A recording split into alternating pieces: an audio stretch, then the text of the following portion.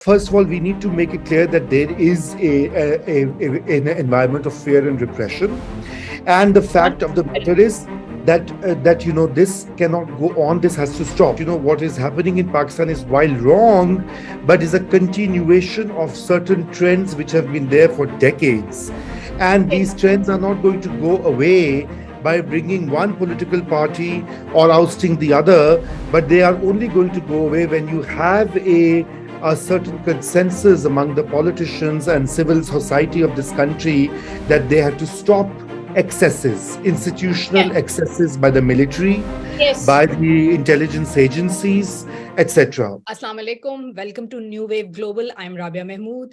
Today, I'm here with a very, very special guest here on this show, Raza Rumi. As you are seeing him today, he's on the other side of the camera today. He's going to be responding to a couple of questions. We're going to have a back and forth. Usually you see Raza hosting on New Wave Global and also on Neador. What are we going to talk about?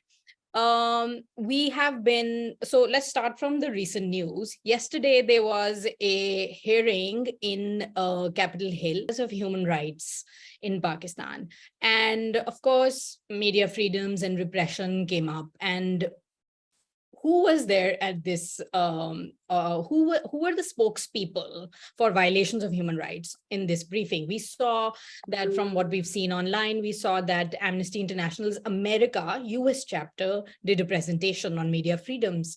Fair enough.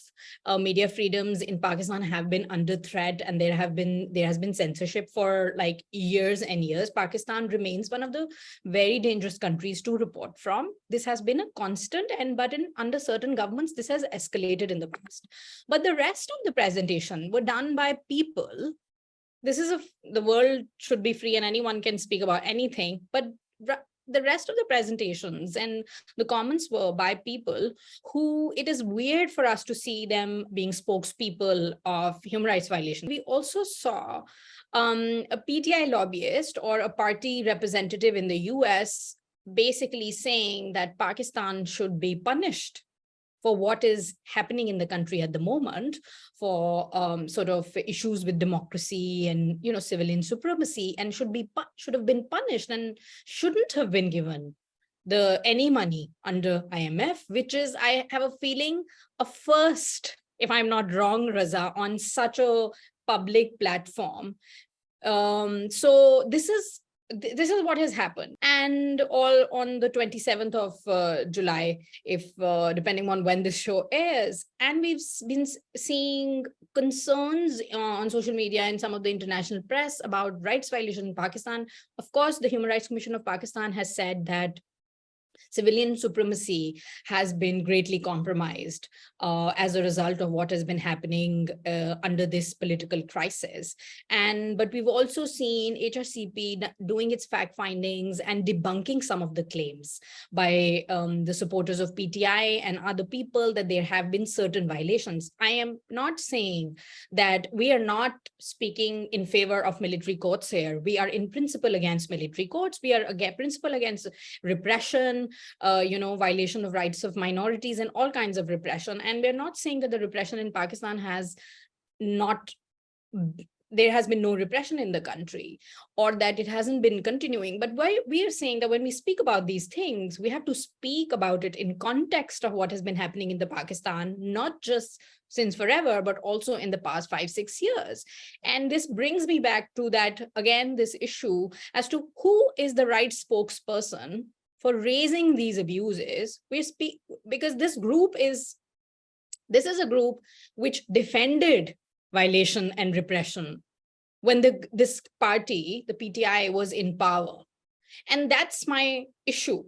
It's not Amnesty International, Human Rights Watch, or HRCP being the sole sort of spokespeople, or the rights groups or grassroots groups in Pakistan, the Pashtuns, the Baloch, the Sindhis, who've been, repressed in a very systemic manner, or the trans people or religious minorities. It's not them, or the journalists who have been who still have bullets in their bodies, or who were targeted through bullets during the PTI's regime or otherwise, or who were beaten in their homes, right?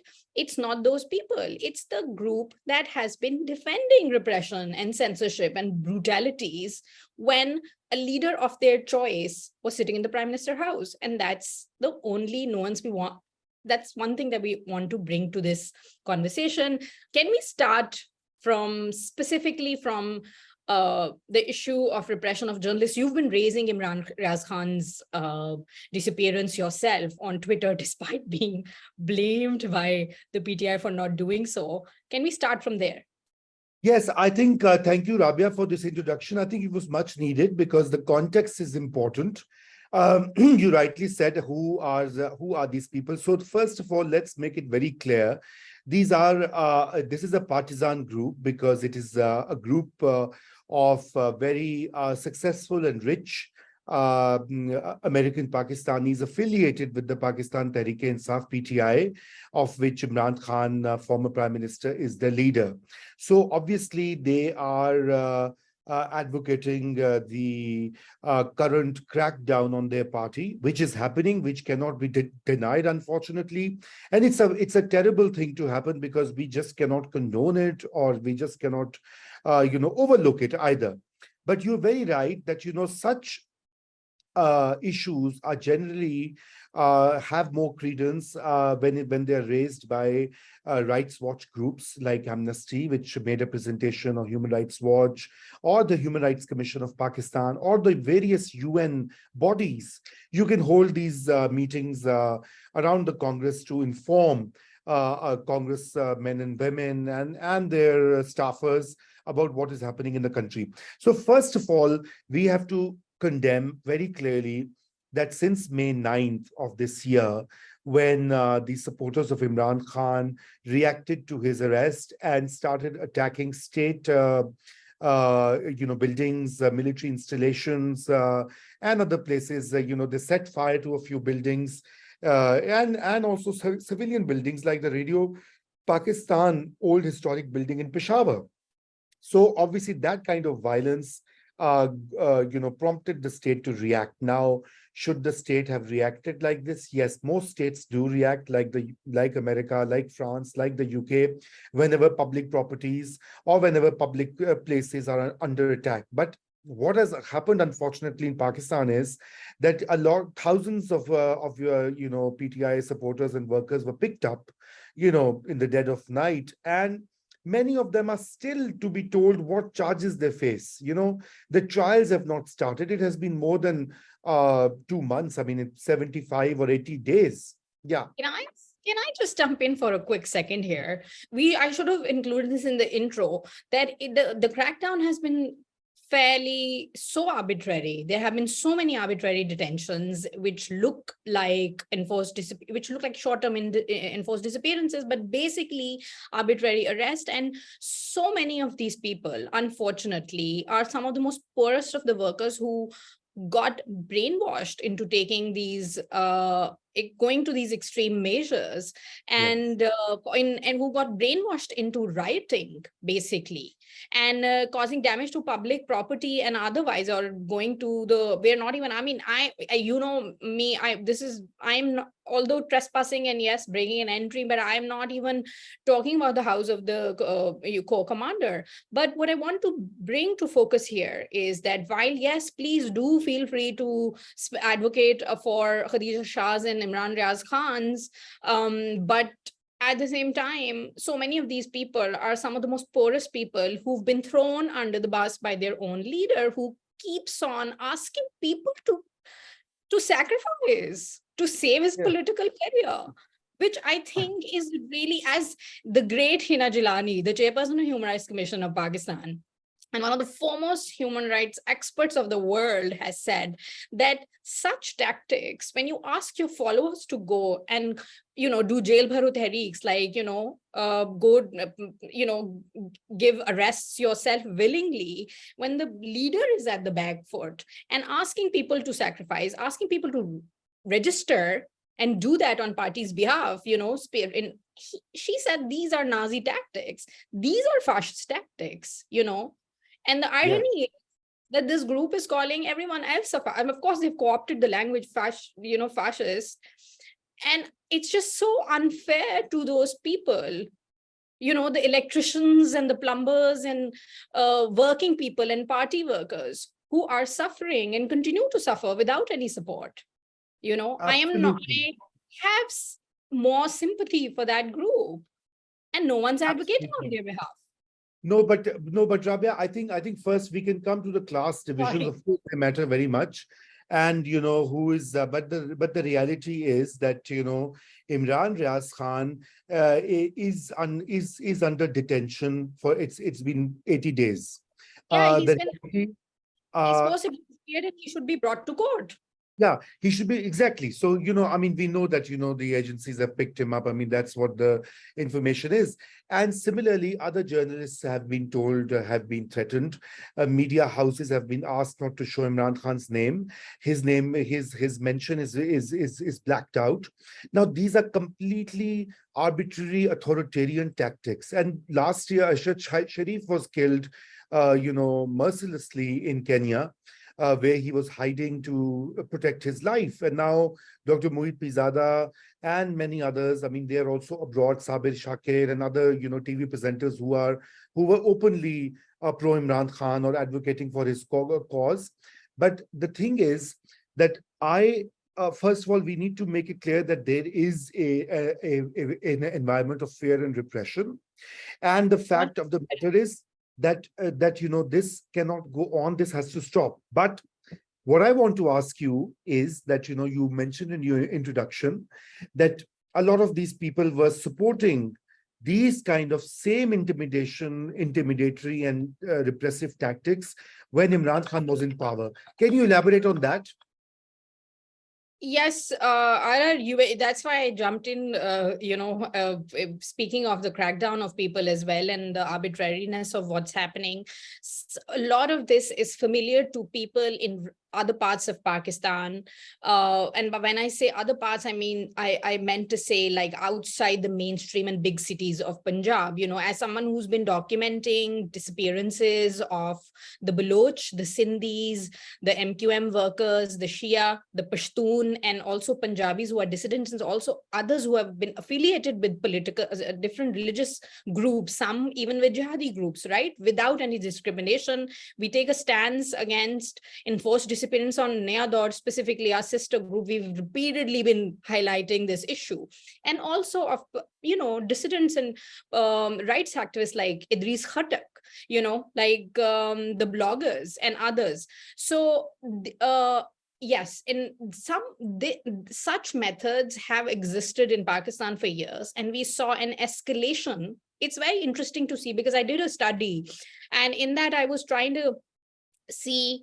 So during General Qamar Javed Bajwa's time, we saw an escalation from 2016 when he took power, when the previous government started dwindling or it was made to dwindle.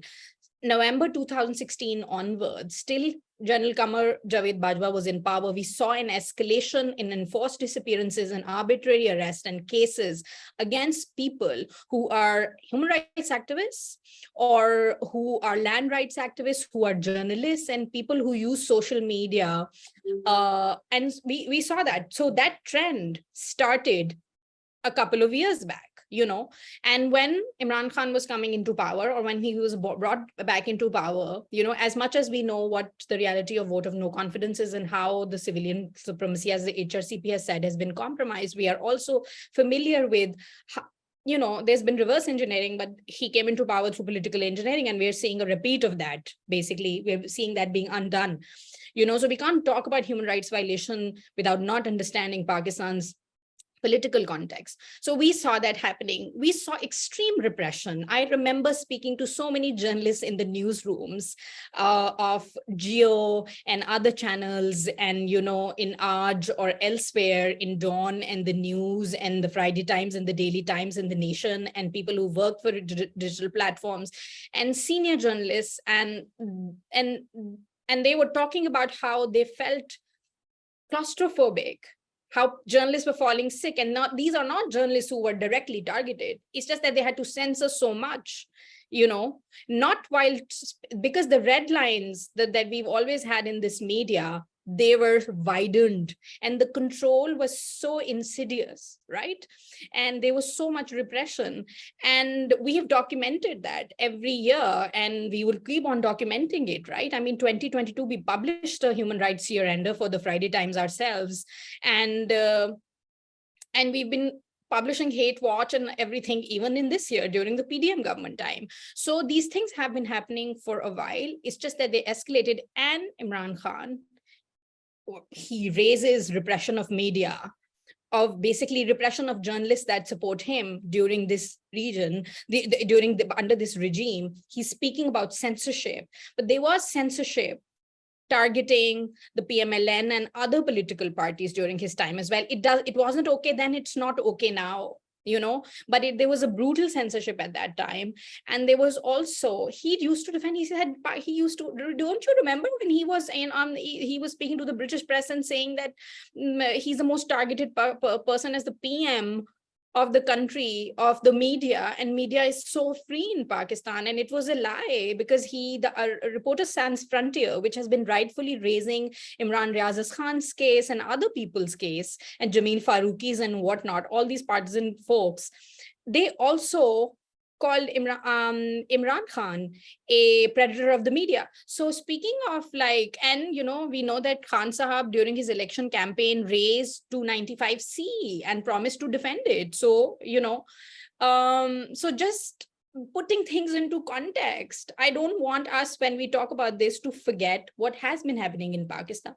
And I just want to briefly raise this. Maybe we can speak about the reaction online when we get targeted and oh, you are speaking about Palestine, but you're not speaking about Pakistani atrocities, which is really bizarre to me. I saw Leena Ghani, this brilliant women's rights activist and one of the organizers of the Aurat marches, who has been raising what's been happening to some of the PTI supporting workers online for, and also been targeted by the PTI supporters themselves. And she was talking about how she gets abused still by the same group continuously.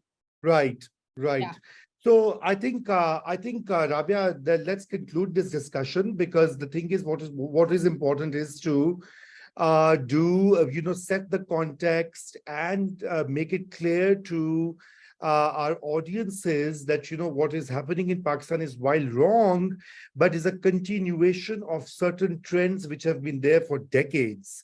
And these trends are not going to go away by bringing one political party or ousting the other, but they are only going to go away when you have a certain consensus among the politicians and civil society of this country that they have to stop excesses, institutional excesses by the military, by the intelligence agencies, etc.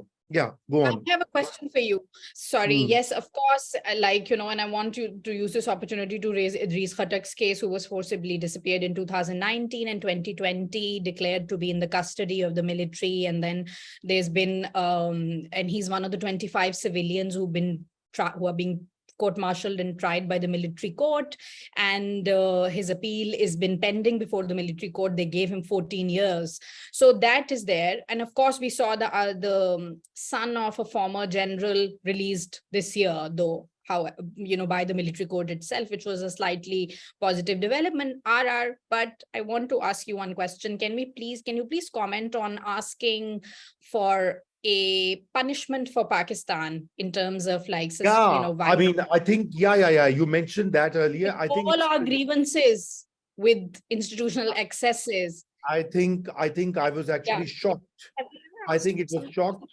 It was shocking because the IMF aid of $3 billion, first of all, it's not a gift. It's a loan that the state has raised, that the government of Pakistan is raising to avoid default. And the thing is that if default happens, then the 250 million strong country is going to suffer. Ordinary people are going to suffer with shortages of fuel, of food, and other critical situations.